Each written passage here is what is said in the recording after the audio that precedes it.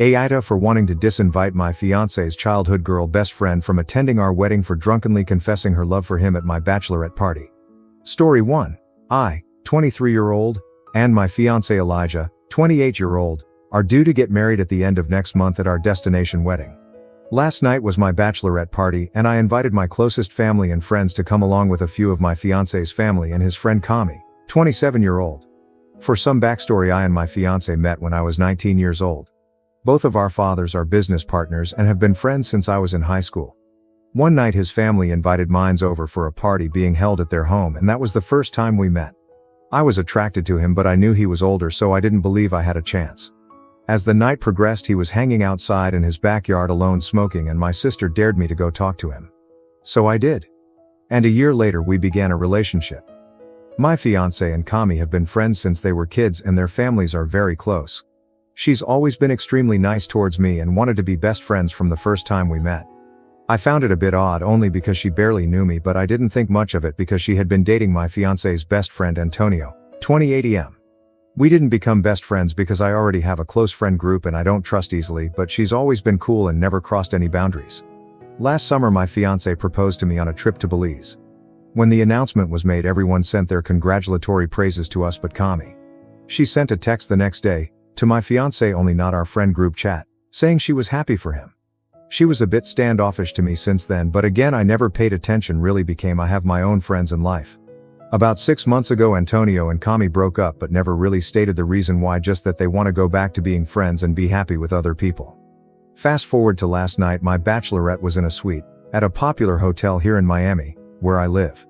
Planned by my older sister and Eli's sister Ava, 26F. The night was amazing and I truly had the time of my life. We all were getting wasted and I decided to go to the bathroom, and when I got closer, I heard voices and whimpering like someone was crying. It was then I heard Kami telling Ava that this should be her and that she doesn't understand why he would want to be with someone like me, when it was always supposed to be them two together. That she always loved him. I sobered the hell up instantly. I might have to do a part 2, but guys tells me, would I be the asshole for disinviting her from my wedding, when it's a month away? Relevant comments. Commenter 1. Take a breath and think for a moment. Don't unilateral decide not to invite her or you'll drive a wedge between you and your fiancé. Commenter 2. NTA, but you have to talk to your fiancé. Tell him exactly what you heard. Make sure to emphasize that you didn't have any problem whatsoever with her or their friendship, but that now that you know that her feelings are not the same as a friend, then you need him to have boundaries with her and you don't feel comfortable with her being at the wedding when all this time she didn't want to be a supportive friend but instead the bride. Commenter 3. This is certainly an awkward and difficult situation. I think you should speak to your fiancé about it and go from there. If she can't be an actual friend and supportive of you both, then she should remove herself from the situation if she's not over him or having issues of jealousy. Definitely not someone you'd want being a distraction at your wedding. Commenter 4. You need to talk to your fiancé. Their friendship needs to end. Once it's out there like that, there is no coming back from this. The two of you need to be on the same page or hold off the wedding. Do not marry him if he won't end his friendship with someone who confessed to his sister that she's in love with him. She told her because she wants her to tell him and for him to choose her. That's not okay. He needs to be the one to uninvited her. NTA. Update. After I heard what was said, the old me started to revert back and I almost caused a scene, but I knew with my siblings, cousins, and friends all being there it would get out of control and I still wanted to enjoy my night, but I did continue to listen. Some of you were wondering what Ava had to say about all of this. After Ava was able to calm Kami down, she explained to her that this was not the time and place, and that Elijah would never forgive her if she ruined my bachelorette party. She also told her that she thinks that she should leave and get herself together. I was about to walk in now, at the same time they were walking out. I acted as if I didn't hear anything and asked if everything was okay. Kami just wiped her face looking down, stating that she wasn't feeling well and that she might have to cut the night short. I honestly didn't fight her on it and even walked her ass to the door because TF? After she left I pulled Ava to the side telling her that I heard everything. She apologized that I heard it and said that she would reach out to Eli to handle it, but I said no. Some of you also wanted to know why Kami said, it should have been her? Did her and my ex have something going on before? I knew they hadn't but needed to be sure. So I asked if they had ever been together or dated. In response Ava said not that she was aware of, only that their moms would always joke around when they were teens saying that they could finally be related once Eli and Kami get married. She said that never happened because Eli was never into her. Kami is a gorgeous girl, But my fiancé does have a certain type, and it's not her. Respectfully. I wanted to ask more questions, but I thought I'd wait until I spoke with my fiancé for further answers. After that I continued the party, and even spoke with Eli quickly before bed. I posted on Reddit the next day after I had gotten home before I did anything drastic. My fiancé came home later that evening, and once he settled in and relaxed I told him everything that happened. To say that he was irate is taking it lightly. He was absolutely furious. I asked if there was ever anything between them that I was never told about. I asked if they had ever been intimate and if she had ever confused her love for him before. He made it clear that there has never been anything but a friend's relationship in his eyes. He said that they had never had sex before but did kiss once back in high school playing bottle games with alcohol, but it was in a group and everyone kissed multiple people including Antonio. He said that she has never confessed her love for him and is confused because he's the one that played a role in Antonio and her dating. He wanted to call her right then and there, but I told him to calm down first because being upset would only make things worse. I want to say that my fiancé isn't mad that I heard it or is trying to hide anything. He's upset because he feels hurt and betrayed that she would do this to him and at my party, when we were all there to support me. My fiancé can get really protective of me at times. He doesn't like to hear anything negative. I did express to him that I feel uncomfortable with her going to our wedding now. I want people at our wedding who are genuinely happy and supportive of us. Tonight, he texted her saying that he needs to speak with her. She replied saying she will let him know when she's home. So, we will see how tonight's conversation goes. He also invited Antonio over for dinner and will speak to him about what's going on because things feel off. A lot of you were also questioning hers and Antonio relationship and if she used him to make Eli jealous. So we will all be present when the conversation does happen, to see what she has to say for herself. Since Thanksgiving is in a few days, I will update you guys on how the conversation goes and if anything new comes to light. Just give me some time to get through this holiday. Also, I have a wedding dress fitting tomorrow. I'm so excited. I might make a collage and show you guys my reference photos. XOXO happy holidays. Edit, if you think this post is fake then don't reply or interact with it. I'm trying to be nice but I will curse y'all TF out. Story 2. New update. Wibta for telling my wife to show me her phone after I got an email accusing her of cheating. I, 47-year-old, have a comfortable and fulfilling life. I have a job I truly enjoy. I live in a nice suburb and am blessed with 3 wonderful children and a lovely wife, Emily, 45-year-old. I've always felt Emily and I were an ideal match.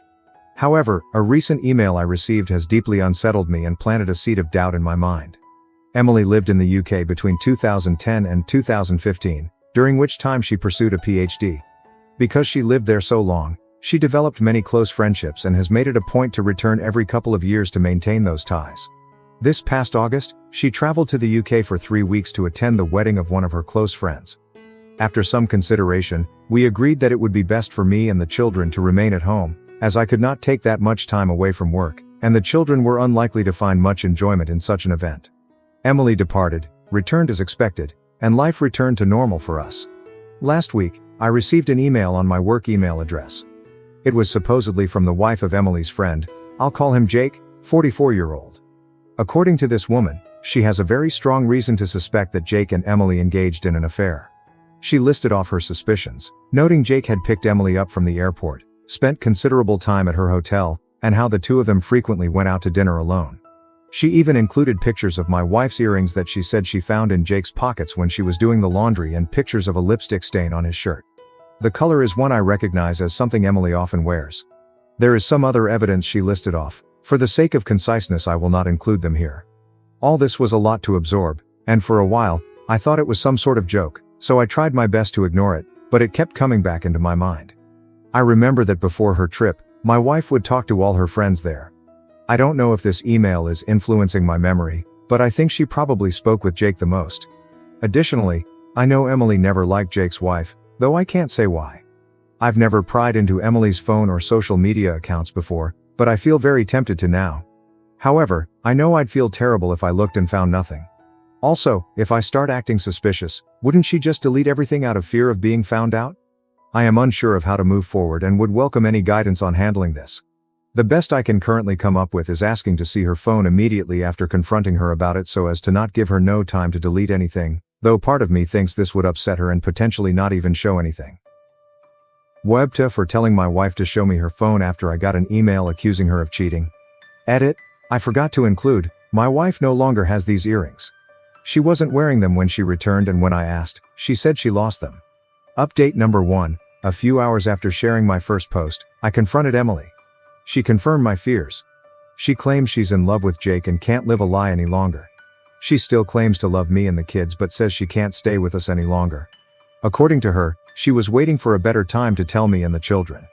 Apparently, this has been going on since March, with Jake flying out here occasionally and Emily secretly meeting him. We're getting divorced.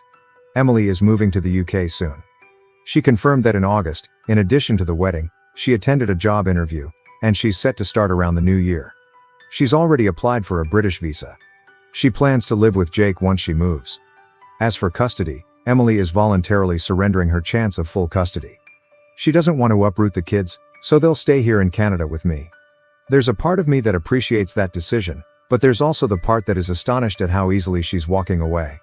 She wants to pay child support, but I'd rather raise my children without her financial influence.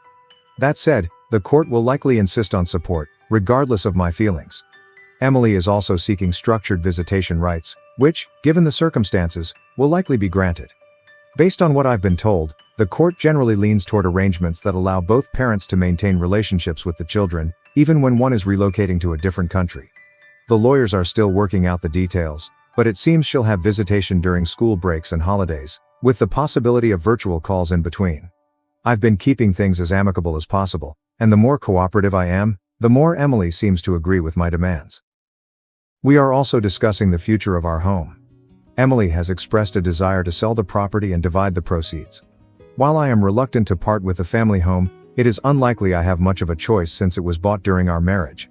For now, our lawyers are still working through the details, and no final decisions have been made. Given the situation, it could be a good while before we reach a resolution. In the meantime, I've been advised not to make any major financial moves. As much as I want to stay here with the children, I know selling is most likely inevitable. As of this writing, Emily is in an Airbnb and Jake has flown here to stay with her. They plan on traveling to the UK at some point in the near future. My lawyer tells me that adultery isn't grounds for special treatment when it comes to custody or property division. Therefore, it won't influence how assets are divided unless marital funds are directly involved. Emily likely used money from her personal account. Unless it can be proven she used our joint finances to fund the affair, it's unlikely this will make any difference in court. I have been in regular communication with Jake's soon-to-be ex-wife, Eleanor, primarily through email, and more recently, we've spoken over the phone a few times. Eleanor apologized, saying she felt guilty for telling me about the affair and worried that if she hadn't, maybe my marriage could have been salvaged. I reassured her that, for me, the gravity of the situation made divorce inevitable, and I'd rather not remain in the dark about something of this significance. She even sent me messages and other evidence of their relationship, but since Emily is openly admitting to the affair, it doesn't really matter in the context of the law. Eleanor has also told me a lot about Jake. Apparently, this is the third time he's cheated on her, and she's had enough. There's no chance of reconciliation this time, she says, and he doesn't seem interested in trying. She mentioned that Jake has zero desire to raise children who are not biologically his, which explains why Emily's not fighting for custody.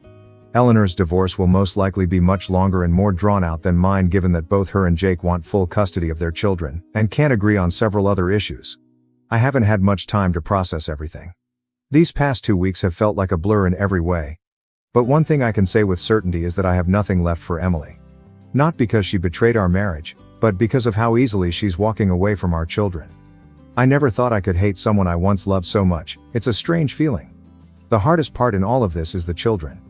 My 2 youngest daughters have started asking why their mother isn't around as much anymore, and it's been very difficult trying to communicate with them about the nature of the situation.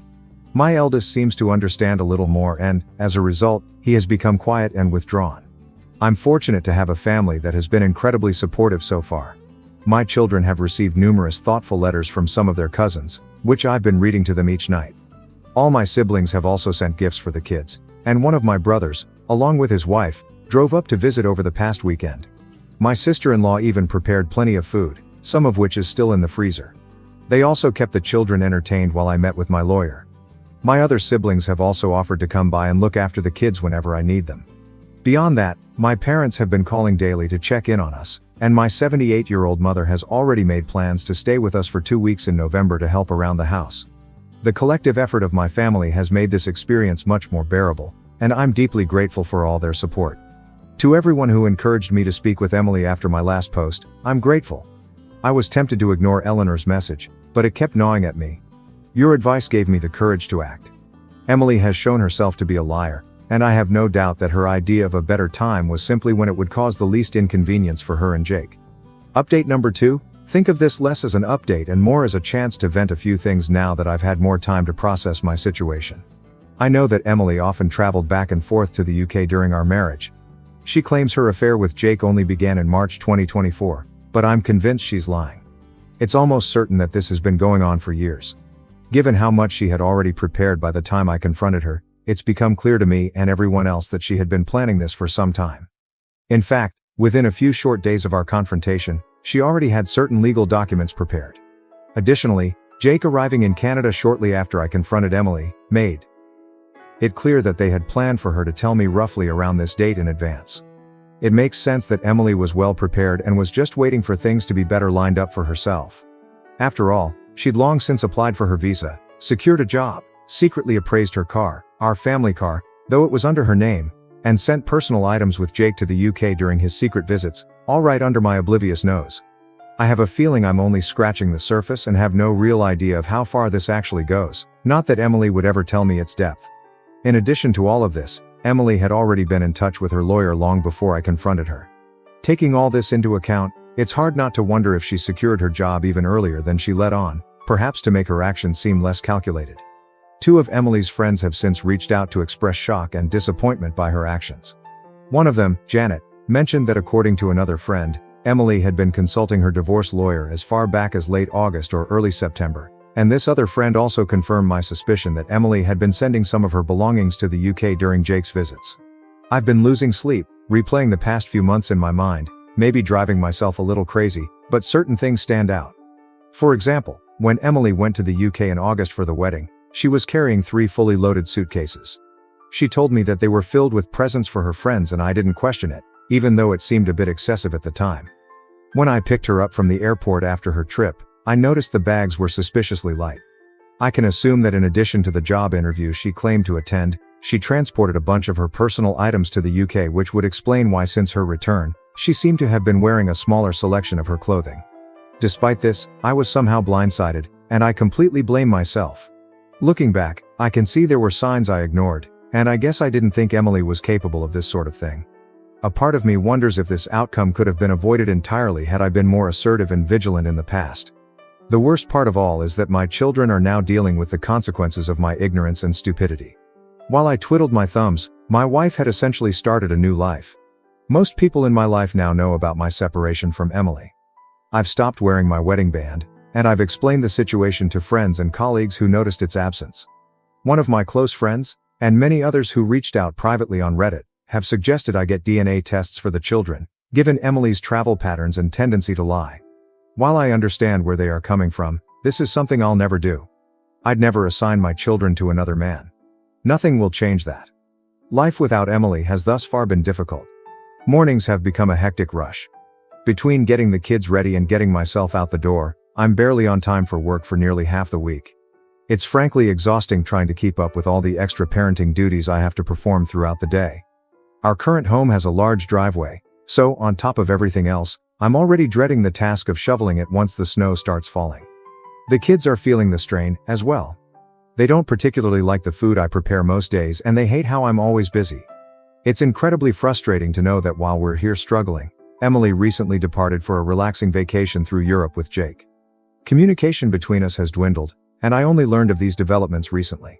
I have no idea if she plans to return to Canada after her vacation or settle directly into what will likely be a very comfortable life in the UK. On a more positive note, I was able to get the kids to see their doctor recently. She gave me a bunch of useful resources and advice. She placed an emphasis on how time and clear communication were the most important factors for their adjustment. While I'm optimistic, I'd be lying if I said I wasn't worried. It's still early, I know, but they remain quite upset about the entire ordeal and act out regularly as a result. It is abundantly clear that they're having a hard time adjusting to our new reality. Throughout all of this, my family has been a tremendous support. My mother arrived as promised early last week, and things have already become significantly easier. The kids enjoy her cooking and spending time with her.